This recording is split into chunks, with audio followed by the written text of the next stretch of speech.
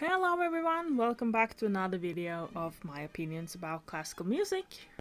If you are a new viewer, welcome. I'm super happy you decided to drop by. I'd be super happy if you press the subscribe button. And if you're an old viewer, welcome back. I'm also super happy you decided to come back. As you can probably already tell, we're doing something different in this video. We're taking a break from pictures at an exhibition, and I'm pulling out the sheet music and the live writing while I'm talking. I have not recorded these separately, so if I say something weird or mess up the words or anything, just bear with me, please. For this video, I'm going to talk about a piece that I think a lot of you have heard. I think a lot of you have seen the series I'm getting this piece from. It's of course from the super famous series Squid Game. I assume a lot of my audience have seen it, and I assume that if you haven't seen it, you've probably heard about it, and if you haven't heard about it either, I suggest checking it out on Netflix. In today's video, I will not be talking about how this piece, this mystery piece, relates to Squid Game. If you want to learn more about that, I suggest checking out Two Sets video about it, because they really have a great way of explaining it that I can't replicate, so I'm not going to. Just go check them out. So you're probably super curious about the piece and what it is, because if you're really good at sheet music, you've probably read what it is already. It's composed by Haydn, and the instrument in this part is actually a trumpet in E flat, which is why there are no accidentals, because the piece is also in E flat, and it's of course a trumpet concerto. Trumpet concerto. So it's Haydn Trumpet Concerto in E flat. And for today's video, I am actually going to analyze it for you, live on video. And I've never made a video like this before, but if you like this kind of video, let me know in the comments. I'll try and do it a few more times. But it's quite difficult. I've been recording this 5 times already, so yeah, we'll see if I will continue making these videos. But anyway, we'll only be looking at the first 24 bars today, because if I were to look at the whole piece, it would take an hour at least. And the first 24 bars of the trumpet part, because as you can tell there are 44 bars of orchestra first, but the first 24 bars of the trumpet part is the main melody that everyone's heard.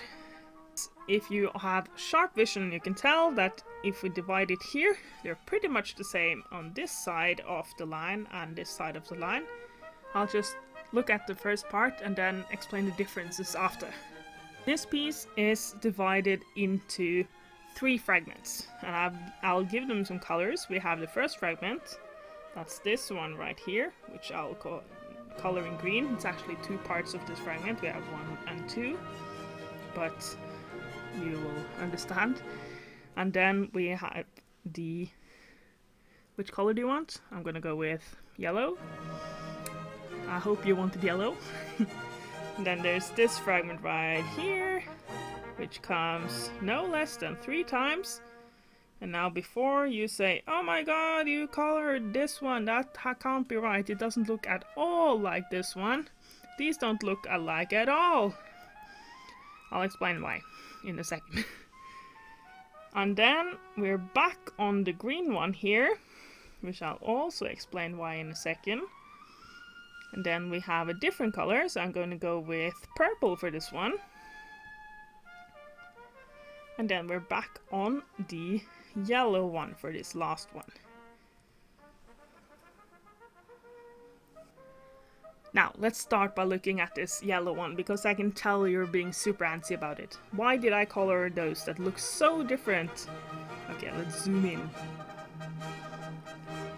we can agree that this part right here are the same, and that this part is different, and that this part is different from both of those. So let's start by looking at this part and this part right here. What makes me say that these two are the same fragment is that they have the same tones on the same places in the bar. So if you look at this tone, which is on the first 8th note of the bar, or the first 16th note of the bar, which is the same location really. This one's a B. And this one is also a B. Awesome. Let's look at the second 8th note of the bar, which is the same as the third 16th note. So let's count 1, 2, 3 16th notes. It's this one. And as you can probably already tell, they're the same note. Okay, let's do the next one. We have this one, which is on the third 8th note, which would be the same as the 16th notes. That's difficult to say. You try it. But anyway, let's count. 1, 2, 3, 4, 5. Sorry, on the same as the 5th 16th note, sorry, but it's this one. It's the G. And it's a G here as well. Then let's move on to this one, which is the second to last 16th note. So that's going to be this one. And they're also the same note. It's a B. So as you can tell, these are actually the same fragment. And now you are probably saying, okay, but this other one, the other 16th one, doesn't look like the same one because it's different. Look, it has the different shape. It can't be the same one. What? Well, it is still the same one. It's really just got one note that's wrong, if you want. And the wrong note is this one, which should have been the same as this one, but this one's a G, and this one is a D. And if you know some music theory beforehand, you know that the D is the dominant of G, which makes them related, so they're kind of like cousins or brothers even. So that's why I'm excusing that different note. Now if you look at the whole piece, when these bars come back, it's these bars, and they're not the same as you can tell, because this one is actually the same as this one. So that's another reason why I include that one. But anyway, we're not going to look at the second part, we're only going to look at the first part, so let's go back to the green fragments. And the green fragments are composed of one quarter note, that's dotted, followed by an 8th note. That's the whole thing about these green fragments. So we have that twice in the beginning. But now you're probably saying, but hey, these are not an 8th note, that's 2 16th notes. I'm like, yeah, I know, but 2 16th notes, they look like this, are the same length as 1 8th note. So it's fine. It's the same. Yay, it's the same.